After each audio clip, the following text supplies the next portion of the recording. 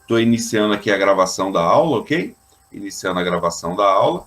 E, de novo, pessoal, aquela coisa, se alguém quiser perguntar alguma coisa, é só abrir o microfone e perguntar ou mandar pelo chat, tá bom? Fica à vontade, manda pelo chat ou abre o microfone e pergunta, que também não tem muito problema.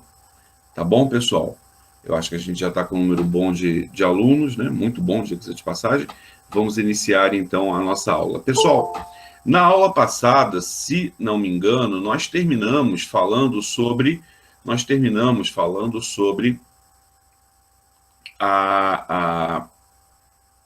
o balanço de pagamentos, né? Nós vimos o balanço de pagamentos e, principalmente, nós vimos a importância, né, do balanço de pagamentos para a contabilidade nacional, né? Ou seja, a ideia de que o balanço de pagamentos ele é de grande importância, né, para que a gente possa conhecer um pouco mais sobre a economia do país.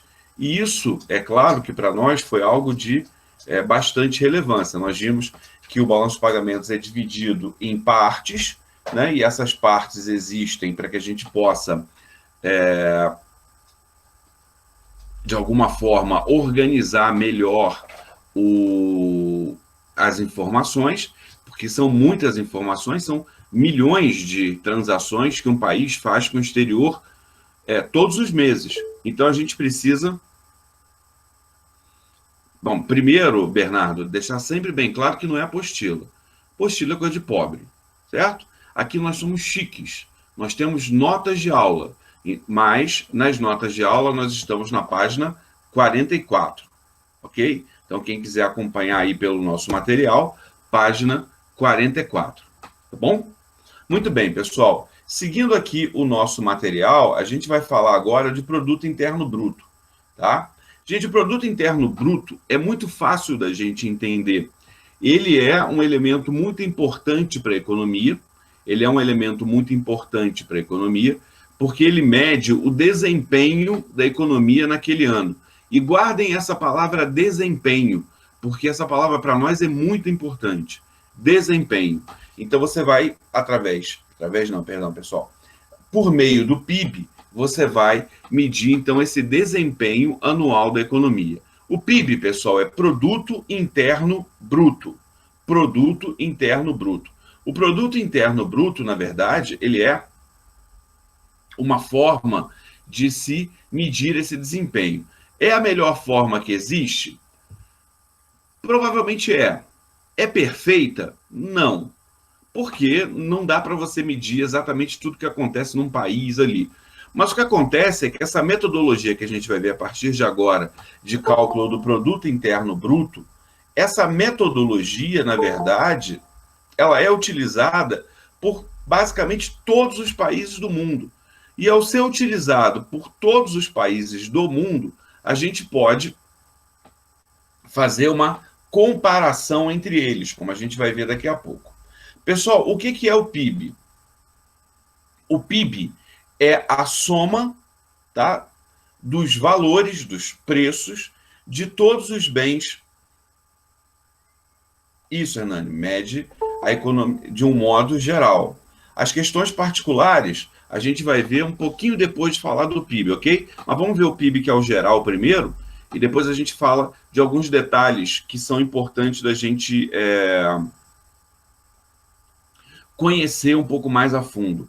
Vamos falar primeiro, então, dessa parte que é mais geral. Então, o PIB é a soma do valor do preço mesmo, preço que a gente paga, de todos os bens e serviços finais produzidos num país, num estado, numa região, numa cidade, em um bairro, ou seja, em um determinado território, por isso o interno, né? Porque é dentro daquele território, num determinado período de tempo. Normalmente, o que a gente vê é que o PIB, a gente fala do PIB do Brasil, mas a gente poderia falar do PIB do estado do Rio, a gente poderia falar do PIB da região centro-oeste, a gente poderia falar do PIB do bairro de Madureira, a gente poderia falar do PIB da América do Sul, a gente poderia falar, então, do PIB de quase todos os territórios que a gente imaginar, ok? Então, a gente fala muito do PIB do Brasil, porque é o que mais aparece. Mas é possível ver o PIB dos estados, o PIB das cidades, o PIB das regiões, não tem problema nenhum, porque o PIB, Produto Interno Bruto, ele é do território. Então, como é que a gente calcula o PIB, pessoal? É só pegar o preço dos bens e dos serviços finais e somar. Então, a gente vai ter o ano de 2019, por exemplo. A gente tem uma grande produção de bens e uma grande produção de serviços finais. Esses bens e serviços finais eu somo e calculo o PIB. Aí você deve estar me perguntando, Adriana, por que bens e serviços finais? Primeira coisa, pessoal, vocês já sabem o que é um bem ou serviço final. Um bem ou serviço final nada mais é do que você ter uma soma daquilo que o consumidor final compra. Ou seja, quando eu retiro o produto do mercado. O consumidor final é aquele que retira o produto do mercado. Para o consumidor final, o bem tem valor de uso e não valor de troca. Ele não mantém o bem no mercado. Então, por exemplo, quando a gente calcula o PIB, depois eu vou dar um outro exemplo, tá? Mas o primeiro exemplo é o seguinte: quando eu calculo o PIB, o que eu faço? Quando eu calculo o PIB, eu faço o seguinte: eu pego o valor do bem final. Então, quando eu vou comprar um carro, o que entra no PIB é o valor do carro. Por exemplo, quando a Volkswagen, a Toyota, a Honda, a Ford, elas compraram o pneu para botar no carro, a Volkswagen, ela não é uma consumidora final. Ela compra o pneu para botar no carro. Tá ok? Então é importante que a gente compreenda isso. Por quê, gente? Porque olha só, quando você compra um carro, o pneu não é de graça. Assim como não é de graça o motor, o banco, o volante e assim sucessivamente. Quando você compra um carro, você paga por ele todo. Se eu contar no cálculo do PIB, se eu contar o pneu que saiu da Pirelli e foi para a Volkswagen, e depois eu contar o carro, eu vou estar contando o valor do pneu duas vezes. E, na verdade, o que vai acontecer é que eu vou ter um PIB que vai ser dobrado, se não triplicado, porque para pensar, tem a borracha que a Pirelli comprou para fazer o pneu. Então eu vou contar a mesma coisa três vezes nesse caso. E aí o PIB, ao invés de ser 100, vai ser 300. E aí vai estar errado.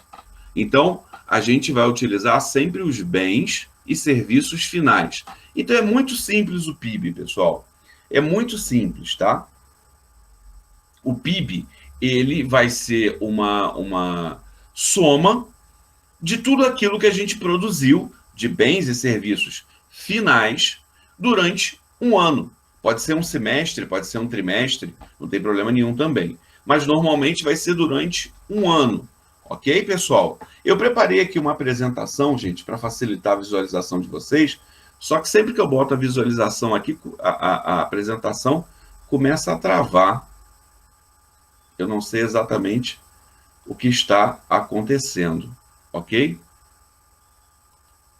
Vamos ver se eu consigo botar a apresentação para vocês e eu acho que fica mais...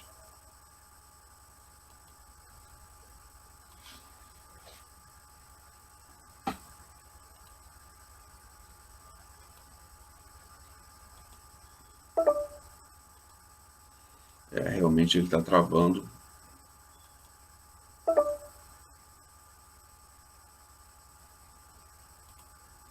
Ele está travando e eu não estou conseguindo...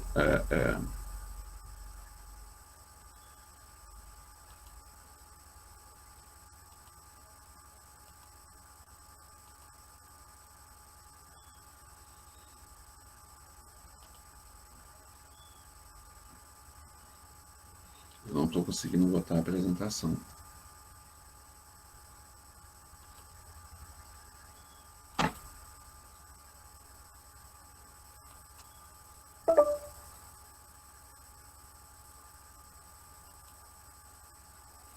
Não sei por que ele está...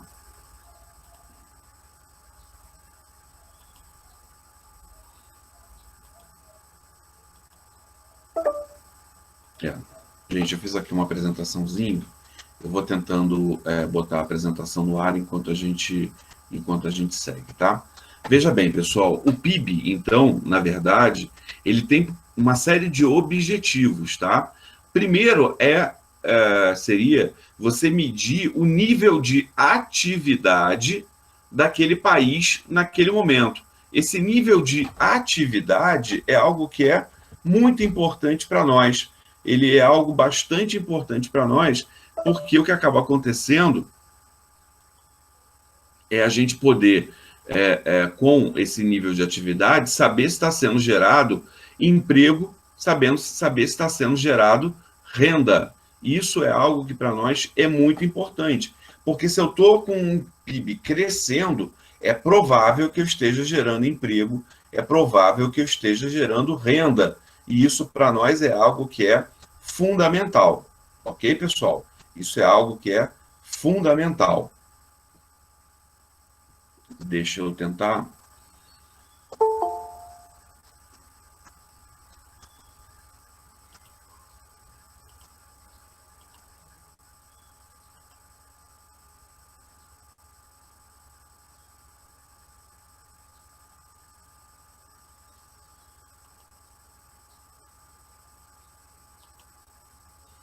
Eu estou tentando aqui, gente, mas eu não consigo botar a apresentação. Ele fala que não é possível. Bom, segue. Então, veja, é importante que a gente compreenda isso. Se o PIB cresce, é porque eu estou produzindo mais bens e serviços. Se eu estou produzindo mais bens e serviços, é provável que eu tenha mais pessoas empregadas, é provável que eu tenha mais pessoas consumindo. Se eu tenho mais emprego e mais consumo, é porque eu tenho mais renda para as pessoas. E isso é algo que é muito importante. Outra coisa importante é que, através do PIB, eu consigo comparar os países. Ou seja, eu tenho a possibilidade de comparar o PIB do Brasil, só por curiosidade, pessoal, aproximadamente, tá? O PIB do Brasil foi de 7,3 trilhões de reais, o que à época dava 1,9 trilhão de real, ok? Então, de dólares, perdão. Então, o PIB brasileiro é de 1,9 trilhão de dólares. Só para a gente comparar, o PIB do Canadá, por exemplo, é de 1,7 trilhão de dólares. Então, o Canadá tem um PIB menor que o PIB brasileiro. Tá? Muita gente não sabe, mas é. O PIB do Canadá é menor que o PIB brasileiro. O PIB dos Estados Unidos, por exemplo, ele chega a 21 trilhões de dólares. Né? Ou seja, é quase 10 vezes, é um pouco mais do que 10 vezes maior do que a economia brasileira. E o PIB da China é algo ali em torno de 14 trilhões de dólares. Ou seja, o PIB da China também é bem maior que o PIB brasileiro e se aproxima a cada ano de ficar mais próximo do PIB norte-americano. De qualquer forma, pessoal, quando eu falo que o PIB do Canadá é de 1,7 trilhão, que o PIB dos Estados Unidos é de 20 trilhões, 21 trilhões, que o PIB da China é de 14 trilhões, o Bernardo perguntou aqui se tem que ser levado em consideração a extensão territorial. Sim e não, tá? Porque, na verdade, é o território. Se você parar para pensar, eu não sei de cabeça aqui, mas deixa eu dar uma olhada no PIB da França. Tá? PIB da França. Eu tenho aqui como ver rapidinho aqui o PIB francês, tá? O PIB francês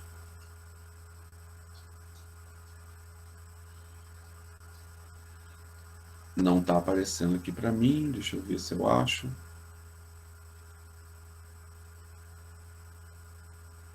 Não, porque quando se digita, aparece um monte de troços de previsão, tá?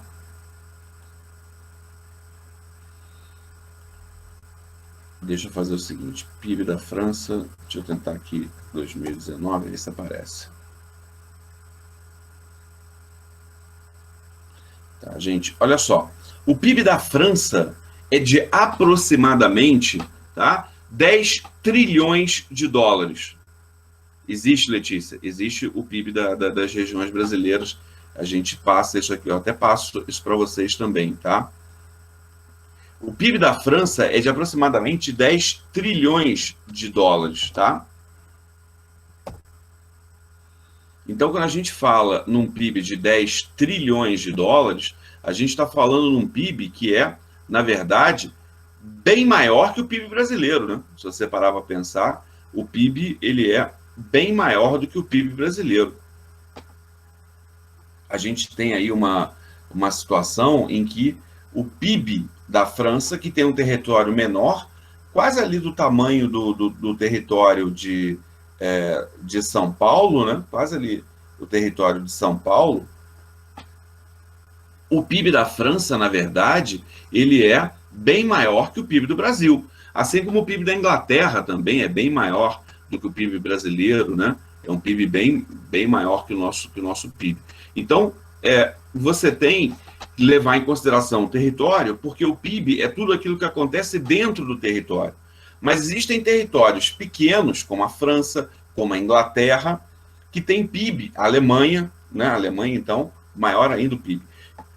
O Japão também tem um território pequeno, que produzem muita riqueza, muito mais até do que o Brasil. Então, o Brasil ele é uma das 10 maiores economias do mundo, ele tem um território muito grande, né? Ele é o 6º maior território do mundo. Mas existem países que têm um território bem menor que o brasileiro, como o Japão, como a Inglaterra, como ali o Reino Unido, né? Como o Japão, a Inglaterra, a Alemanha, a França, que tem um PIB maior que o nosso. E é claro, os Estados Unidos é um país muito grande, né? Tem um território um pouco maior que o brasileiro, quando contado o Alasca, tá?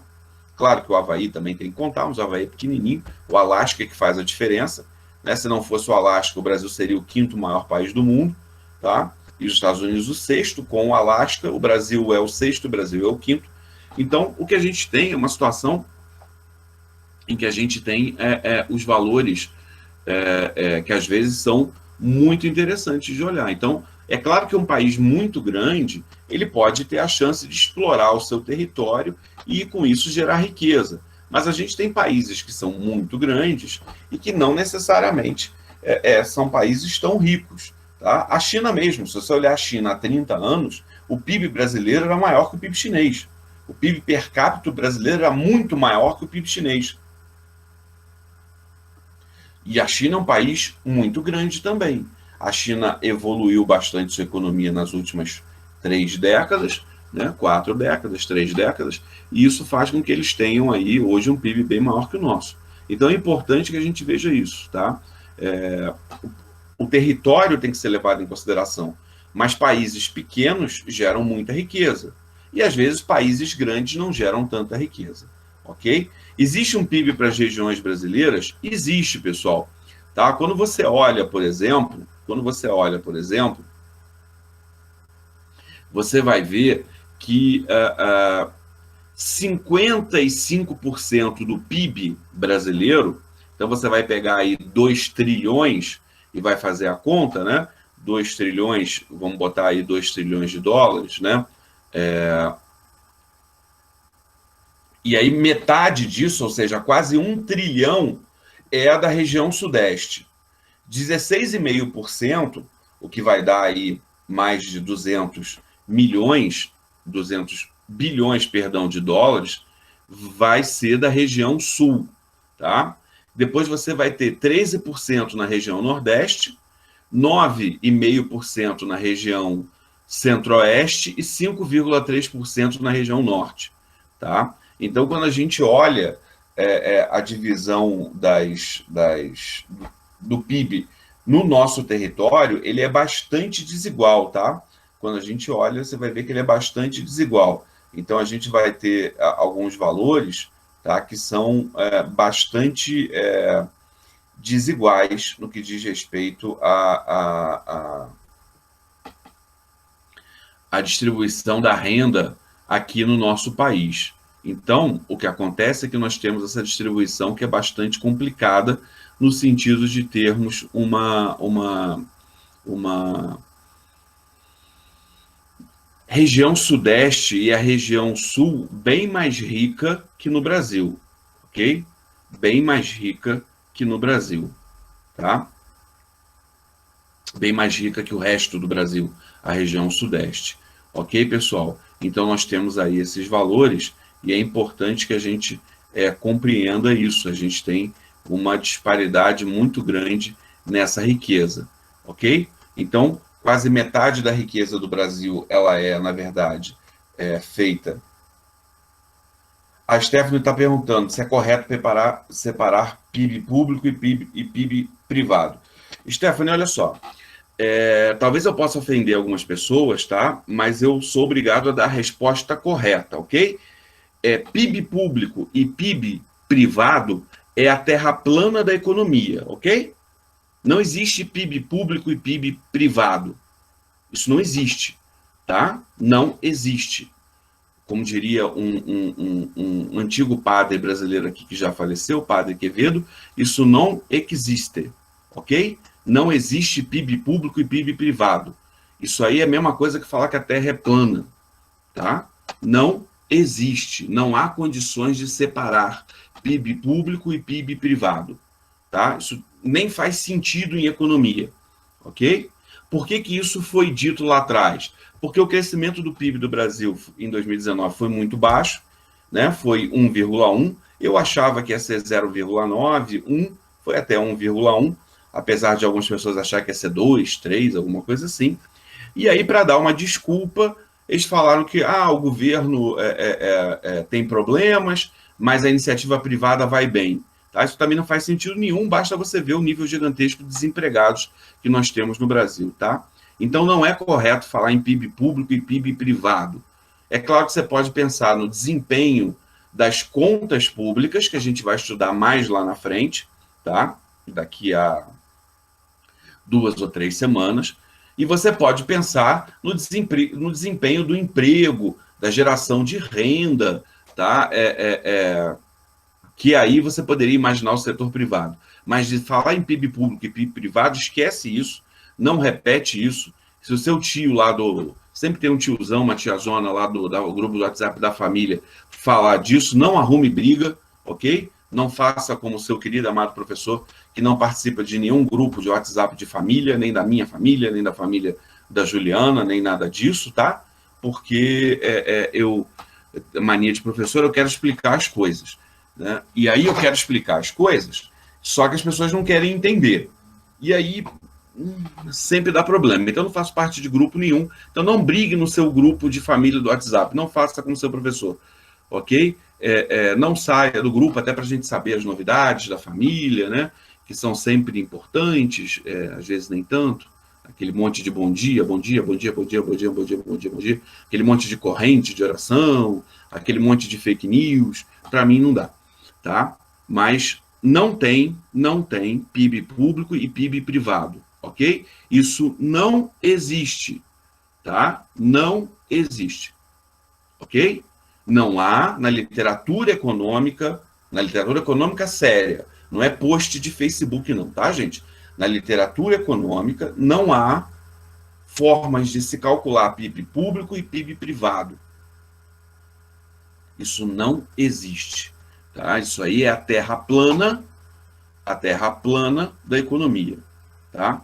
Embora que em economia tem muitas terras planas, tá, gente?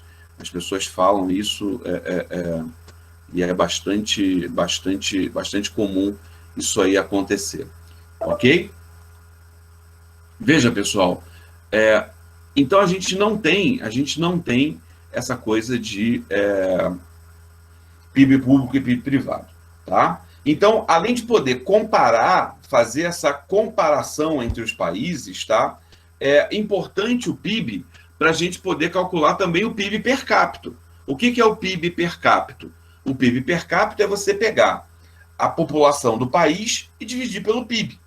É muito simples, tá? Se eu for calcular a renda per capita da turma, basta eu pegar a renda de cada um de vocês e dividir pelo número de alunos, tá? Isso é algo que é muito simples. Porém, pessoal, veja, O PIB é um indicador de performance. O PIB é um indicador de performance. O PIB não significa a quantidade de riqueza que está guardada. Não é isso, tá? Porque as pessoas falam assim, às vezes. Eu já vi o pessoal... a questão per capita. Gente, olha só. Per capita é por cabeça. Ok? Por cabeça. Então, quando eu falo em PIB per capita, eu vou pegar o PIB do Brasil, como eu já falei com vocês, 1,9 trilhão de dólares, tá? Isso em valores de dezembro, tá, gente? Porque o dólar subiu muito nos últimos 2 ou 3 meses, tá? Mas em valores de dezembro dá mais ou menos 1,9 trilhão de dólares, tá? E vou dividir pelo número de habitantes que o Brasil tem, que é mais ou menos 209 milhões. Então você pega 1,9 trilhão, divide por 209 milhões, depois vocês fazem essa conta aí em casa, e você vai ter o PIB per capita, o PIB por cabeça, por pessoa. Eu posso calcular, além do PIB per capita, eu posso calcular, sei lá, a renda per capita da turma. Tá? O que é a renda per capita da turma? Basta eu pegar a renda de cada um de vocês, eu somo a renda de cada um e divido pelo número de alunos que tem na turma. Tá? A renda per capita, o PIB per capita, são médias. São médias. Ok, pessoal? Então, quando a gente fala em renda per capita, PIB per capita, a gente está falando da média. Basta pegar a renda e dividir pelo número de pessoas. Ah, qual é a renda per capita de Petrópolis? Você pega a renda de Petrópolis, divide pelo número de petropolitanos, quer dizer, o número de pessoas que estão morando aqui em Petrópolis atualmente. É um cálculo matemático que é razoavelmente simples, tá? Não tem muito mistério, tá bom, gente? Então, o que é importante para nós é lembrar,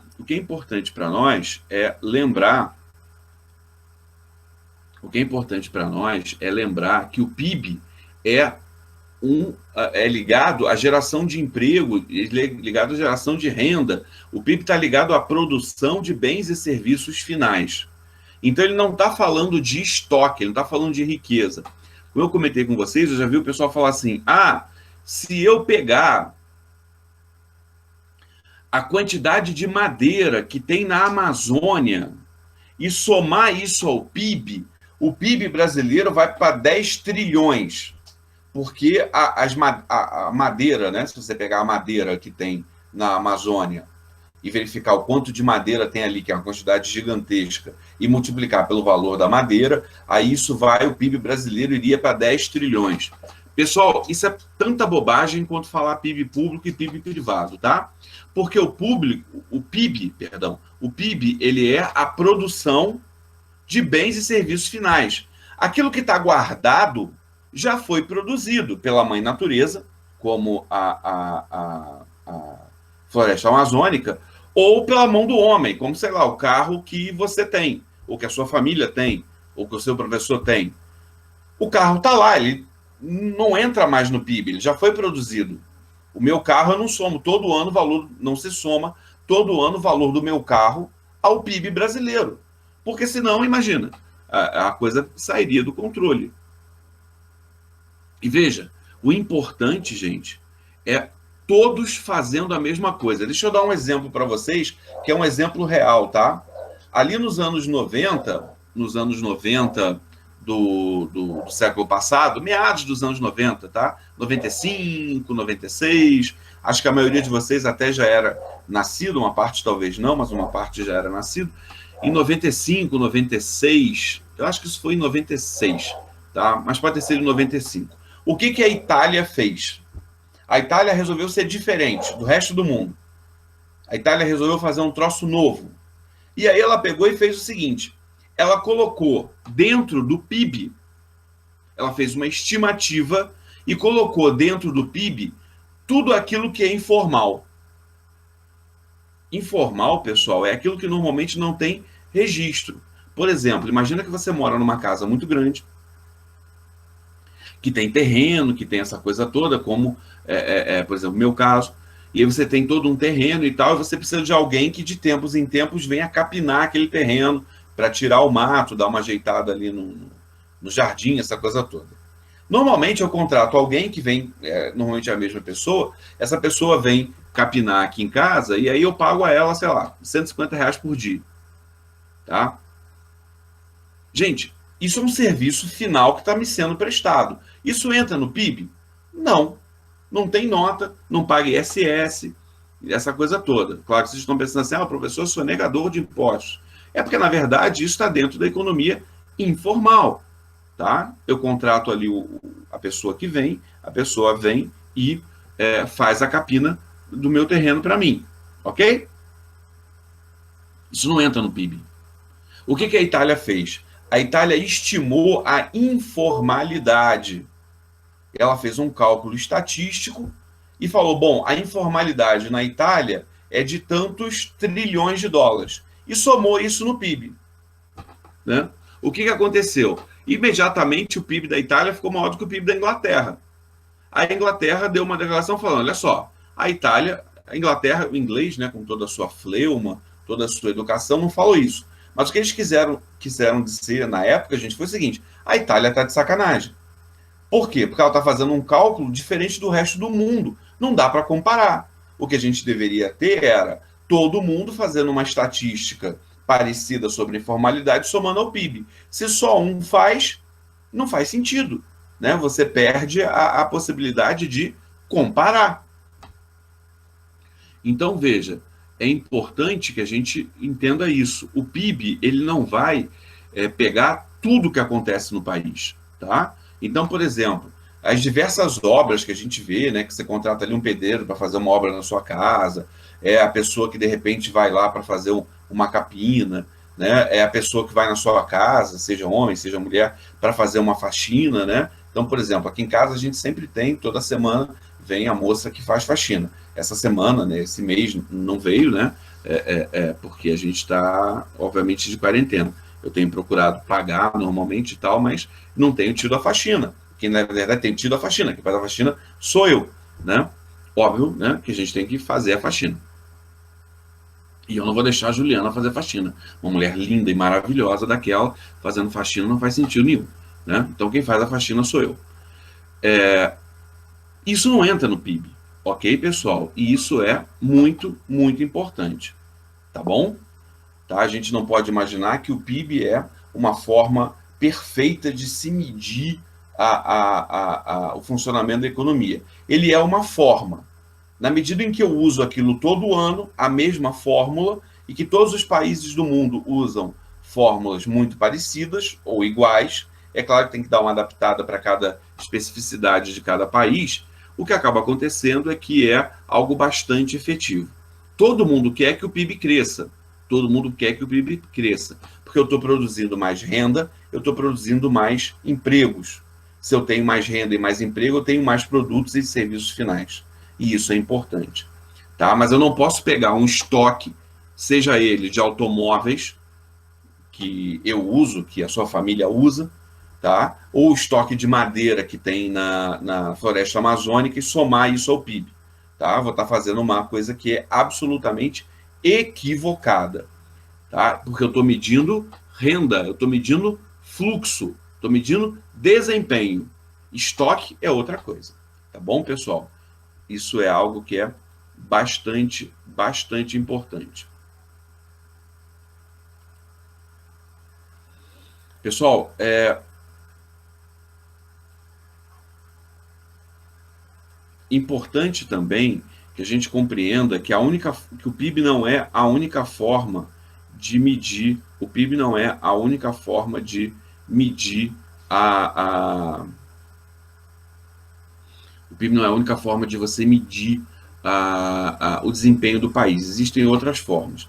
Pessoal, olha só, vai parecer que eu saí aqui da sala um segundo, é só porque eu vou tentar sair e voltar para ver se eu consigo trazer para vocês aqui a apresentação do slide. Então não vão embora, tá? É só um segundo que eu saio e volto.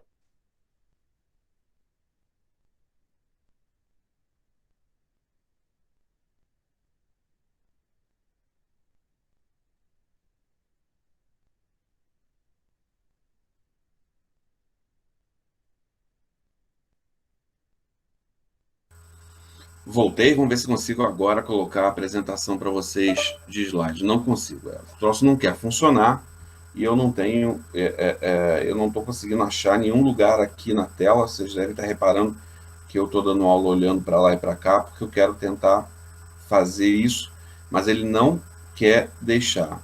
Eu já tentei aqui as configurações, já tentei aqui de todos os jeitos, mas ele não deixa eu fazer. Então, eu vou...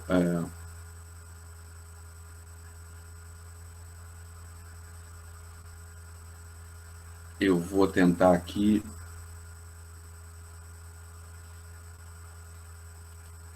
explicar sem mostrar o slide mesmo. Ok, pessoal? Isso é importante que a gente entenda. Além do produto interno bruto, a gente tem o produto nacional bruto. E aí eu já peço desculpas, tá? Já peço desculpas ao professor Maurício, tá? Porque a palavra nação aqui está sendo usada de uma forma bastante diferente daquilo que vocês já devem ter visto em ciência política, né?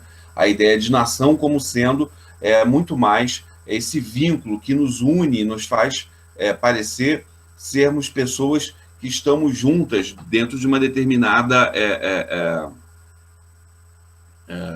característica comum, que aí vai ter o idioma, boa parte, né, do brasileiro fala português, uma boa parte do brasileiro é cristão, uma boa parte de nós se vê como brasileiro, tem orgulho, né, de ser morar num país tão grande, tão diverso. Então, independente do pessoal do Nordeste, do Norte, do Sul, do Centro-Oeste, ou mesmo de São Paulo ser tão diferente da gente, né, a gente tem orgulho dessa diversidade do Brasil ser tão bacana nesse sentido, e isso faz com que a gente tenha esse sentimento de pertencimento. Então, a nação passa por isso. Mas aqui a gente vai falar um pouquinho sobre a ideia de ter uma, digamos, percepção um pouco diferente. Quando a gente fala de produto interno bruto, a gente está falando de tudo aquilo que é feito no território. Então, território brasileiro.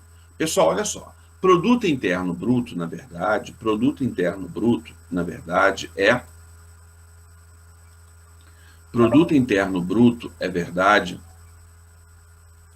a ideia de tudo aquilo que é feito dentro do território. Mas, pessoal, olha só, as coisas são feitas dentro, as coisas são apenas feitas dentro do território? Não. As coisas, na verdade, elas não dependem apenas da produção interna no Brasil. Existem vários produtos que a gente compra, o nosso celular, por exemplo, computador que vocês estão usando, que tem peças que são importadas, que elas não foram feitas no Brasil. Assim como tem coisas que são feitas no Brasil que são exportadas, tá? E isso é algo que a gente falou nas aulas passadas. Para ficar bem claro, tá? Vamos imaginar o seguinte. Vamos imaginar o PIB como uma geração de riqueza, tá? Que foi feita no Brasil. Então vamos imaginar o território brasileiro dentro do Brasil durante esse ano, ok? Durante o ano passado, 2019, que aí já fechou o ano, ok? Toda a riqueza que foi produzida no Brasil ficou no Brasil? Não. Você pode, por exemplo, sei lá, ter ido para a Disney no fim do ano. E aí você foi para a Disney, tirar foto com o Pateta, com o Mickey, né, com a Minnie, você foi passear lá no parque do Harry Potter, lá na Universal, você foi conhecer lá a geosfera, né, nos parques da Disney, você foi passear nos outlets lá de Orlando, aquela coisa toda, tá? Aí você foi para Tampa, conheceu o parque lá de Tampa, né, o Busch Garden, e gastou o seu dinheiro lá. Veja, essa riqueza foi produzida aqui no Brasil. Na medida em que a riqueza foi produzida aqui no Brasil, ela foi gerada internamente. Porém, ela foi gasta em outro lugar. Então, nem toda a riqueza que é feita dentro de um determinado território fica naquele território. Vai para outro lugar. Então, eu tenho riqueza gerada no Brasil que sai do Brasil. Assim como eu tenho gente que, por exemplo, pode ter vindo do ano passado passar o Carnaval ou o Réveillon no Brasil, tá? Para aproveitar o nosso Carnaval, para aproveitar o Réveillon de Copacabana, alguma coisa assim, ok? Nesse sentido, o que vai acontecer? A gente vai ter uma situação que é bastante complicada, porque agora eu tenho o PIB, eu tenho que subtrair o que saiu, que foi o dinheiro que você, por exemplo, gastou na Disney, e eu tenho que somar o que entrou desse, sei lá, sueco que veio passar o carnaval no Brasil e gastou os euros que ele ganhou lá, aqui. Então, pessoal, quando eu falo de produto nacional bruto, produto nacional bruto, o produto nacional bruto nada mais é do que o produto interno bruto menos a riqueza que estava no Brasil e por algum motivo saiu, tá? Essa riqueza saiu por algum motivo, pode ser qualquer motivo, tá? Pode ser uma multinacional que está no Brasil e mandou o lucro para o exterior, pode ser você que está no Brasil e foi para Disney, ou foi para Paris, ou foi conhecer Johannesburgo, ou foi para Sydney, na Austrália. E tem dinheiro que entra no Brasil também, tá, pessoal? Tem dinheiro que entra no Brasil também. A gente falou na aula passada, né, de transferências unilaterais, lembra? As doações. Esse dinheiro foi ganho nos Estados Unidos, no Japão, na Europa e foi mandado para o Brasil. Então, quando a gente fala de produto nacional bruto, é aquilo que efetivamente ficou no nosso país depois dessa entrada e da saída.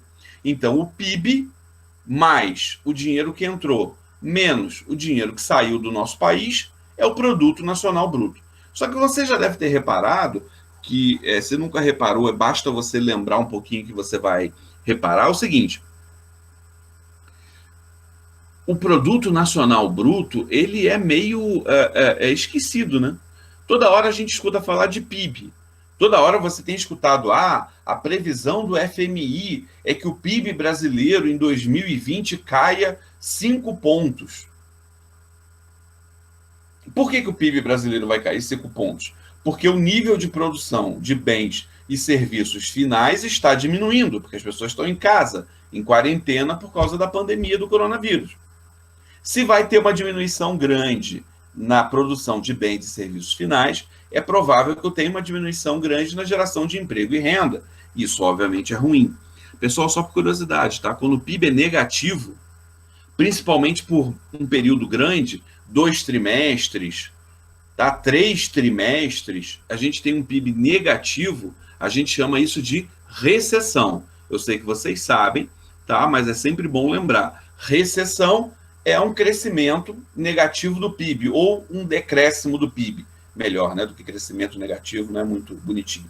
É um decréscimo do PIB. O PIB, em vez de crescer 2%, ele diminui, sei lá, 2%. Significa que eu estou produzindo menos. Ok, pessoal? Então, o produto nacional bruto, nada mais é, o produto nacional bruto, nada mais é do que o produto interno bruto, mais o dinheiro que entrou no Brasil, de doações, como a gente viu, de empresas brasileiras no exterior que receberam lucro, tá?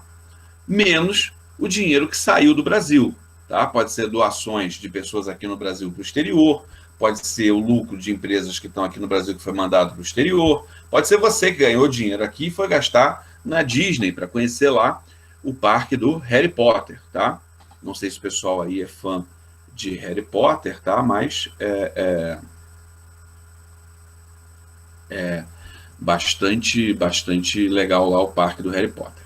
Bom, pessoal, aí o que vocês podem estar me perguntando, e eu vou falar isso aqui a título de curiosidade, pessoal, nunca vou perguntar isso numa prova, tá? Se eu tenho um produto interno bruto, tá? O Hernando está perguntando aqui o seguinte: quando o dinheiro é desvalorizado perante o mercado internacional, tem a ver com isso? Com isso o que, Hernani? Com a questão do PIB, tá? Na verdade, a gente vai falar de câmbio daqui, não sei se vai dar tempo de começar a falar de câmbio hoje, mas se eu não falar hoje, eu vou falar na sexta-feira do câmbio, tá? Na verdade, o PIB hoje no Brasil é um câmbio flutuante, tá? A gente chama de flutuação suja. Eu vou explicar o porquê da flutuação suja, né? Porque tem algum tipo de corrupção, alguma coisa, né? Ali uma mata no câmbio brasileiro, tem que o Ministério Público tem que investigar isso, não. Suja a gente vai ver o porquê, tá? Mas o câmbio brasileiro é flutuante. Então, o que determina se a taxa de câmbio é mais alta ou mais baixa, ou se o real ele está mais valorizado ou mais desvalorizado, como você falou, é a quantidade de dólares que entram no mercado brasileiro e digamos, sanha do brasileiro de comprar mais ou menos dólares. Ou seja, o que determina se, no Brasil hoje, o que determina se a gente tem um dólar mais alto ou mais baixo, um câmbio mais alto ou mais baixo, uma moeda brasileira mais valorizada ou desvalorizada, o que determina isso hoje é a famosa lei da oferta e da procura.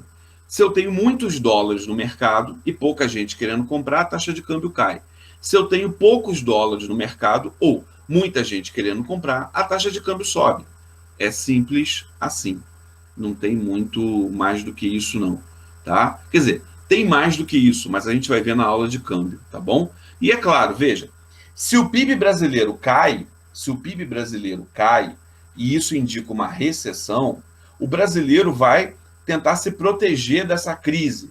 E normalmente a gente tem essa mania, que às vezes não faz nem muito sentido, mas da maioria das vezes acaba fazendo, tá? Mas a gente tem a mania de, se tem uma crise, eu vou comprar dólares para me proteger. E aí muita gente quer comprar dólar, o câmbio sobe, tá? Pode ter essa relação. Mas fica tranquilo, Hernani, na próxima aula a gente vai falar de câmbio, tá bom? É importante lembrar, então, o seguinte: quando eu falo de produto interno bruto ou de produto nacional bruto, vamos falar mais do PIB, tá, gente? Porque o produto nacional é mais para economista mesmo, e o que a gente vê no dia a dia é o PIB. Quando eu falo em produto interno bruto, você deve estar imaginando, deve ter um produto interno líquido. Porque se tem um bruto, tem um líquido. É normalmente que isso é a lógica. E existe, pessoal, tá? Existe um produto interno líquido e existe um produto nacional líquido, ok? Como é que a gente calcula isso? Só para vocês saberem, tá, pessoal? Isso está no nosso material, nas nossas notas de aula, não é apostila. Notas de aula. Está lá nas notas de aula, tá? É muito simples de fazer essa conta, quer dizer, em tese, né?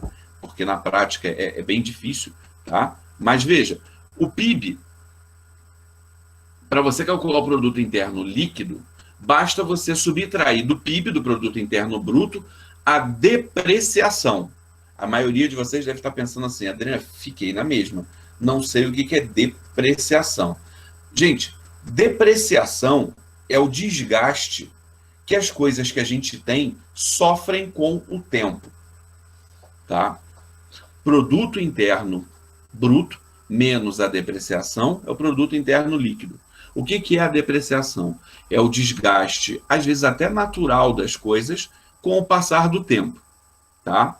Eu tenho que gastar uma grana para refazer, repor, reconstruir, consertar aquilo que o tempo vai desgastando. Exemplo, pessoal, eu estou aproveitando que eu estou aqui em quarentena, como todos vocês, acredito, a maioria, pelo menos, e eu peguei o meu carro e deixei na oficina. Tem uma oficina aqui perto de casa, que é muito boa, e eu deixei meu carro lá. Para quê? Para fazer uma revisão geral, verificar freio, trocar óleo, verificar suspensão, verificar o que precisar verificar. Por quê? Na medida que eu vou usando o meu carro, ele vai desgastando. E eu tenho um gasto, já que eu não pretendo trocar de carro agora, até porque a gente não sabe exatamente, né, como é que vai ficar a economia, essa coisa toda, então a gente está aí esperando para ver como é que a coisa vai se sair. Então, eu não pretendo trocar de carro agora, o que eu vou fazer? Eu vou fazer uma revisão no carro. Para quê? Porque, à medida que você vai usando, como eu falei, as peças se desgastam, tem que trocar o óleo, tem que trocar a pastilha de freio, tem que trocar, sei lá, as borrachas ali na suspensão, tem que trocar amortecedor.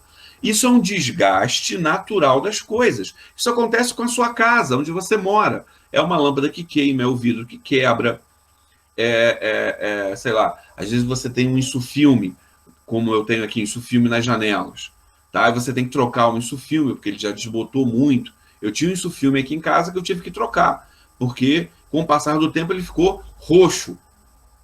Roxo. E aí você imagina, quando o sol batia, o quarto ficava roxo, tá? Não que eu não goste da cor roxa, não tenho nada contra. Muito pelo contrário, já tem uma cor bacana. Mas é esquisito, né? Então acabei trocando, tá? Porque tava estranho. É uma telha que quebra, tá? Sei lá, é um parafuso que solta e aí a calha fica meio torta e você tem que gastar dinheiro com isso. Nessa quarentena eu estava vendo as lojas de tinta estão vendendo a beça, né? As lojas de tinta estão vendendo a beça. Por quê? As pessoas ligam, pedem um delivery em casa de tinta e a pessoa às vezes não tem nada para fazer, pinta a casa. Deve estar saindo um monte de coisa horrível, né? Isso. O PIO é o PIB menos a depreciação. Deve estar saindo um monte de coisa horrível porque o pessoal não é pintor, mas a pessoa aproveita para pintar a casa. Por que ela pinta a casa? Porque com o tempo, sol, chuva, há uma depreciação dessa pintura, um desgaste natural. Gente, princípio da entropia, né? No universo a coisa é assim, né? Tudo tende a se desgastar com o tempo. É assim que funciona. Infelizmente, isso é assim não só para as coisas, mas também para os seres vivos, né? A maioria deles, pelo menos.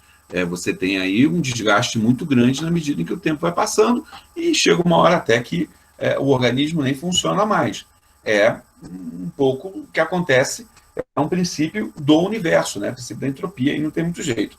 Então, você pega o PIB menos tudo que você gastou com depreciação, ou seja, sei lá, pintura. Imagina, a UCP, né? O nosso prédio lá, nosso belíssimo prédio, que eu sei que está todo mundo com saudade, o nosso belíssimo prédio da UCP. Imagina o quanto você gasta para pintar aquilo ali durante o ano, né? Gasta tanta tinta, gente, que se eu não me engano, na Souvenir, aquele tom de amarelo chama amarelo UCP. Se você quiser pintar sua casa com a mesma cor, você tem que chegar lá na Souvenir e falar, eu quero o amarelo UCP. É aquele tom de amarelo. Porque o UCP compra uma quantidade gigantesca de tinta todo ano para pintar aquele troço. É um prédio belíssimo, mas como qualquer prédio, pode ser a sua casa ou o prédio da UCP, ele se desgasta com o passar do tempo.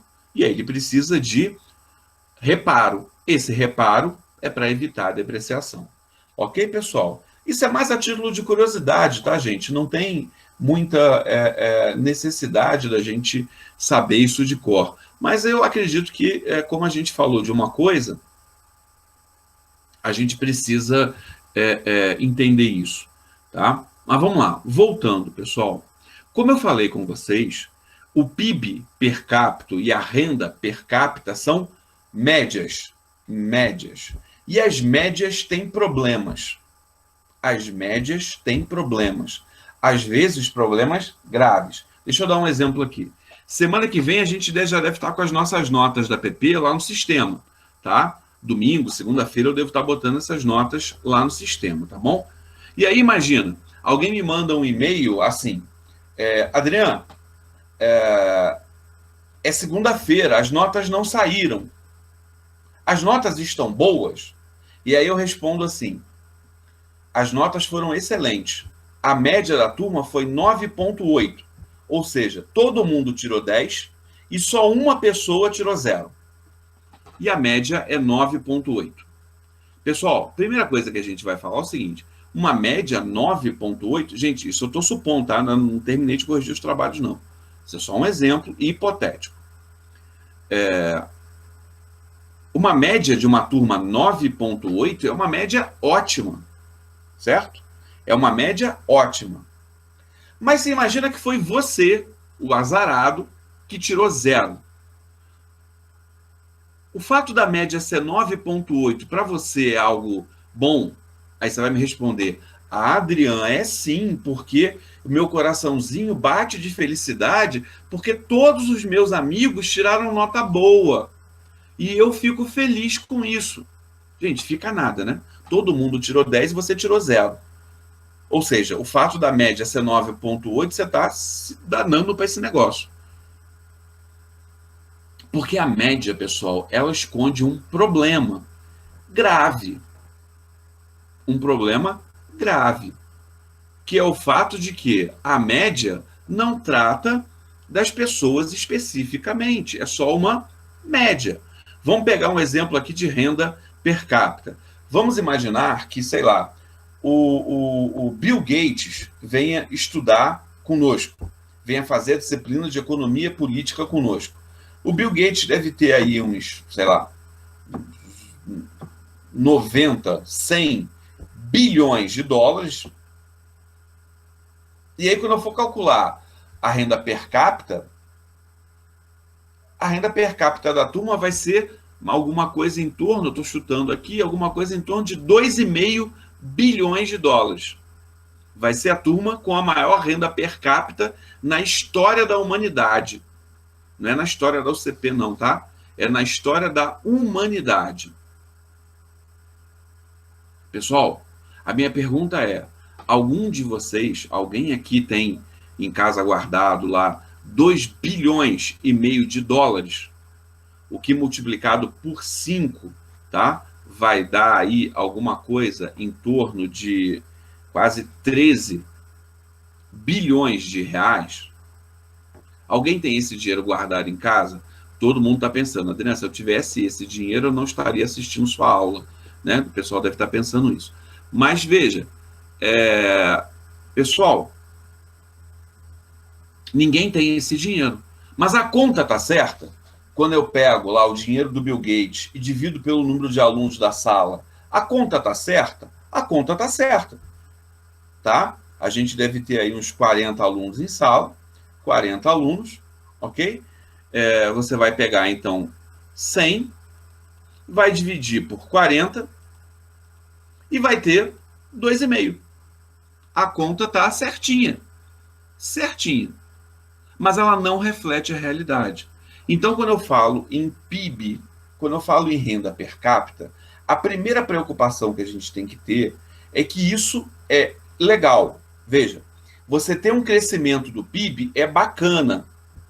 Você ter um crescimento da renda per capita, do PIB per capita, é bacana. Mas isso sozinho garante que todas as pessoas daquele território, no caso o Brasil, estão vivendo melhor? Não. Não. Por quê, pessoal? Primeiro que o PIB e a renda per capita não se distribuem igualmente. Nós estudamos isso no nosso primeiro dia de aula. A economia estuda produção, circulação e distribuição da riqueza.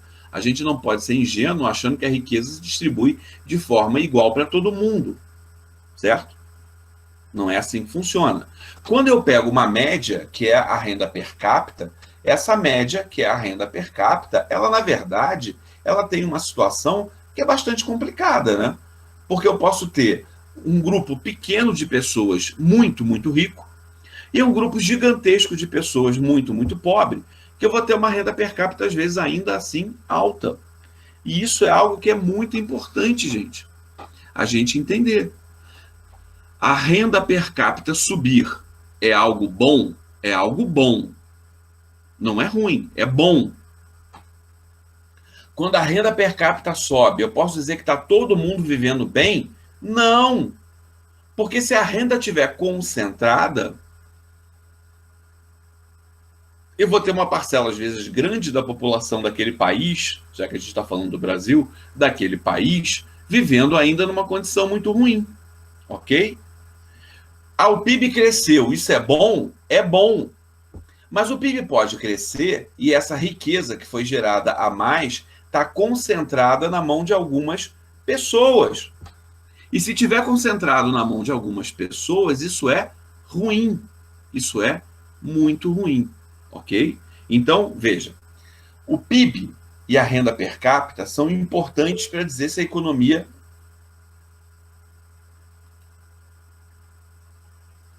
Gente, travou de todo mundo?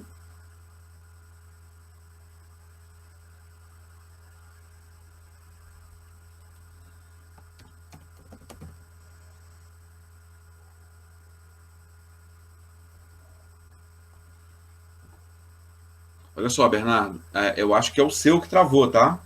Não sei se você ainda está me escutando, mas acho que é o seu que travou, porque o do restante do pessoal está funcionando, tá? Vamos continuar aqui. Bernardo, se você está me escutando, tenta sair e voltar, ou de repente, se você tiver com outros aplicativos abertos no seu computador, fecha eles para a gente poder voltar, para você poder voltar, tá bom? Então, voltando. Crescer o PIB, crescer a renda per capita é bom. É algo que é bom, gente. Mas não é suficiente para dizer que as pessoas estão vivendo melhor, que as pessoas, de modo geral, estão vivendo melhor. Ok, pessoal? Isso é algo que é muito importante. A gente não pode dizer que a renda per capita e o PIB, quando crescem, todo mundo está vivendo melhor. Não é assim. Principalmente em países onde você tem a concentração de renda muito grande, como é o caso brasileiro. Então, por exemplo, imagina que a gente vai ter a nossa PF, vai ser em sala, vai dar tudo certo. E eu pergunto para vocês assim: é possível dizer. Não, Ailton, não é uma estatística inútil. Assim como o PIB também não é uma estatística inútil, tá? É muito bom que elas cresçam. Porém, eu não posso pegar esse número, renda per capita, e dizer, olha só, que maravilha, a renda per capita no Brasil cresceu, estamos todos vivendo melhor. O todos é que é o problema. Porque a renda não se distribui igualmente no país. Então, é bom que a renda per capita cresça? É bom. Porque se a renda per capita cresceu, significa que a renda total cresceu. Para a renda total crescer, provavelmente eu tenho mais emprego e as pessoas estão recebendo mais salário, os empresários estão tendo mais lucro, e isso é bom, tá? O que é exatamente que a gente não pode é dizer que está todo mundo vivendo melhor, porque a gente sabe que tem pessoas que não estão. E no caso brasileiro, como a concentração de renda é muito grande, a gente sabe que tem um grupo de pessoas muito rica e uma quantidade de pessoas na população brasileira gigantesca que é muito pobre. E às vezes o crescimento da renda per capita, ou mesmo o crescimento do PIB, ele só acontece favorecendo os mais ricos. Por isso, pessoal, por isso que existe o IDH. O que é o IDH? Tá? O IDH, a gente vai falar um pouco mais dele um pouquinho mais na frente. O que é o IDH? O IDH é você pegar, além do PIB da renda per capita, outras variáveis para verificar se as pessoas estão vivendo melhor. Tá? O IDH é o Índice de Desenvolvimento Humano. Rápido parênteses aqui, pessoal, rápido. Existe uma coisa chamada Índice de Pobreza Humano. Tá? O Índice de Desenvolvimento Humano é da ONU, o Índice de Pobreza Humano é do Banco Mundial. Ninguém usa o Índice de Pobreza Humano, tá bom? Mas é a mesma coisa, tá ok, gente? Ou seja, é só que com sinal invertido, tá bom? Índice de desenvolvimento é o índice de pobreza com sinal invertido. Então, o país que tem o melhor índice de desenvolvimento humano do mundo é o pior país no índice de pobreza, tá? Porque é só pegar o número e trocar o sinal, tá ok? Se vocês verem em algum lugar, por exemplo, esse IP, P de pobreza, H, sabe que ele é o IDH ao contrário. Então, todo mundo usa o IDH, então nós vamos usar o IDH mesmo. Então, a ONU criou o IDH, o Índice de Desenvolvimento Humano. Então, ele vai medir, ele vai usar como variável o PIB, a renda per capita, só que ele vai agregar outros elementos. Por quê, pessoal? Porque dizer que apenas o PIB e a renda per capita são elementos que fazem com que a gente tenha uma melhora da qualidade de vida de todo mundo não é verdade. Então, ele vai pegar outros índices. E aí a gente poderia imaginar vários índices, né? Porque a gente botar aí, sei lá, índice de emprego, desemprego, seria interessante a gente botar junto. acesso à educação, acesso à saúde, número de pessoas analfabetas, expectativa de vida. Quanto mais as pessoas vivem, provavelmente as pessoas têm uma qualidade de vida melhor, né? Se todo mundo morre com 50 anos, é provável que a qualidade de vida naquele lugar é ruim. Se as pessoas estão morrendo com 90, como no Japão, é provável que a qualidade de vida, acesso à saúde, por exemplo, renda, seja boa, né? A gente pode imaginar número de pessoas na universidade, número de pessoas com mestrado e doutorado, a gente pode imaginar acesso, isso seria fundamental, né? Acesso a saneamento básico, ok? E aí a gente pega todos esses elementos e cria um índice que vai tentar olhar isso melhor. Foi o que a ONU fez criando o IDH. Então o IDH é uma tentativa de pegar essas estatísticas que podem ser equivocadas quando a gente generaliza por causa da concentração de renda e criar um índice um pouco mais, digamos, próximo da realidade das pessoas de um modo geral, ok? Importante, pessoal, como eu estava falando com vocês, se eu perguntar na nossa prova final, vamos imaginar que a gente faça a nossa prova final lá no nossa sala de aula, tudo direitinho, tá? Mas se eu perguntar na prova final assim, o PIB e a renda per capita são elementos que garantem, que quando crescem, garantem que todos estão vivendo melhor? Ponto de interrogação. Explique. Gente, qual é a resposta? Não. Por quê? Por causa da concentração de renda. É a questão mais fácil da prova. É a questão mais fácil da prova. Tá? Não tem mistério. Então, assim, saiu no Jornal Nacional. O PIB cresceu. O PIB esse ano não vai crescer, tá, gente? Mas o PIB cresceu. Isso é bom? É bom. É suficiente para a gente dizer que está todo mundo vivendo melhor? Não. Aí a gente tem que olhar outras coisas. Emprego, desemprego, acesso à educação, acesso à saúde, expectativa de vida, tá? A gente tem que olhar acesso ao saneamento básico e assim, índice de violência também é importante para a qualidade de vida, por que não, tá? Número de assassinatos por 1.000 habitantes, né, que as pessoas fazem esse cálculo, né? Número de roubos e furtos, isso tudo é importante, ok? Para saber se a gente está vivendo melhor ou pior, tá? Então o PIB é bom crescer? É bom. O PIB é ruim quando o PIB cai? É ruim. A renda per capita crescer é bom? É bom. Mas o PIB crescer e a renda per capita crescer não significa que todo mundo está vivendo melhor, ok? Principalmente, pessoal, e aí eu vou já são 12h15, eu vou terminar essa explicação e aí depois eu volto, vai ficar um pouco fora da ordem do nosso material, tá? Mas é só para eu terminar isso. Principalmente por causa da concentração de renda, pessoal. A concentração de renda é algo que distorce muito esses valores do PIB, da renda per capita, porque você tem muita riqueza na mão de algumas pessoas. Pessoal, no Brasil, isso é especialmente verdade, tá bom? No Brasil, isso é especialmente verdade. Por quê? Porque no Brasil, o que acaba acontecendo é que a história brasileira é uma história que faz com que a renda se concentre muito. O Brasil tem, historicamente, uma renda muito concentrada, tá? Por quê? Alguns motivos são fáceis da gente lembrar. A gente estudou isso no ensino médio.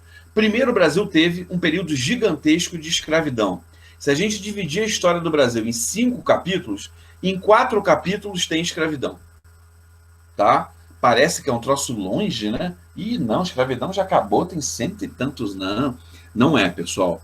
No período da escravidão, você tem basicamente um pequeno grupo de pessoas que é dono de tudo e uma massa gigantesca de pessoas, na sua maioria negros escravos, né? E brancos pobres também, que não eram escravos, mas tinha uma quantidade grande de brancos pobres, que não tinham nada. Então a concentração foi muito grande. Quando acaba a escravidão, isso não muda automaticamente, muito pelo contrário, até hoje não mudou.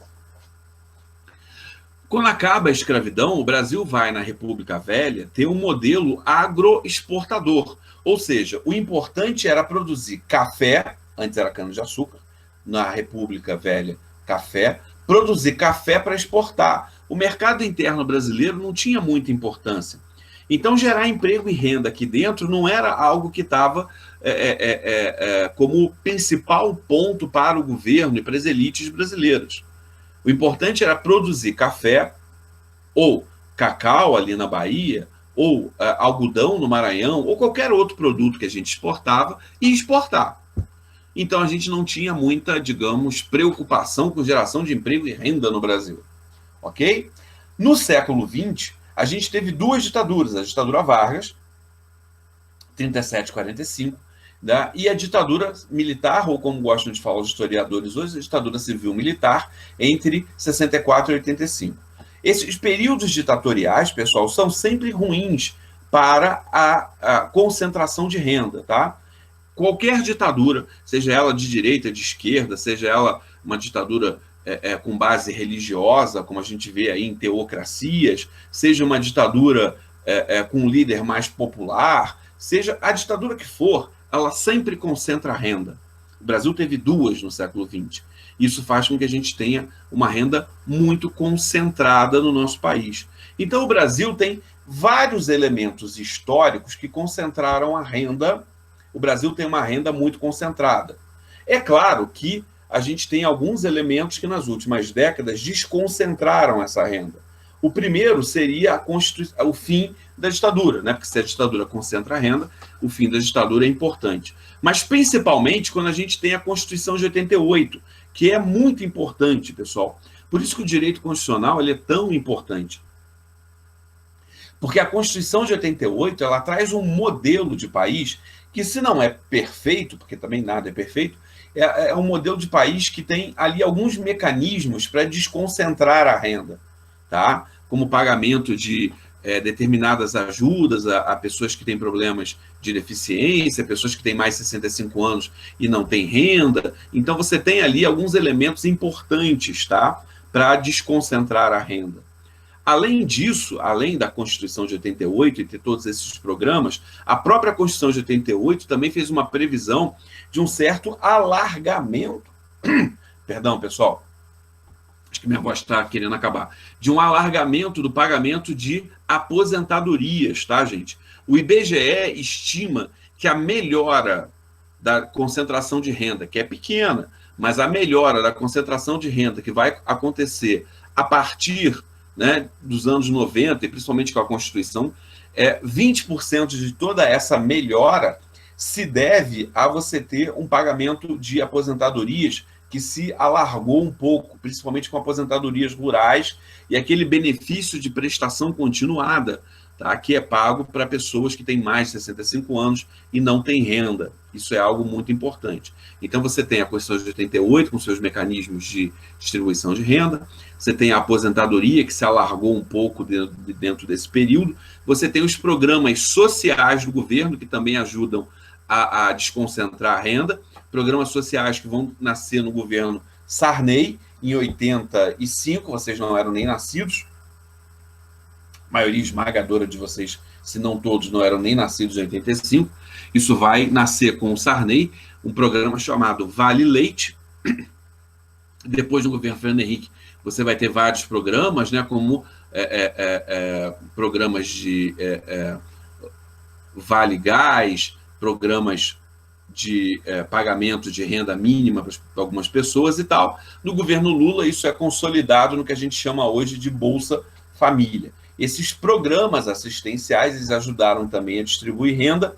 Além disso, pelo menos entre ali 2002, 2003 e 2014, a gente teve um grande crescimento, tá, do emprego formal no Brasil, e isso também ajudou a melhorar a distribuição de renda. Então a gente pode... e tem um último elemento, tá, gente, que é importante. A inflação, e aí eu vou pedir para vocês acreditarem em mim, que eu vou explicar isso nas próximas semanas, a inflação concentra a renda. A inflação tira dinheiro do mais pobre e dá para o mais rico. Com o Plano Real, de 1994, a inflação passa a ser um problema que está sempre presente, mas um problema bem menor.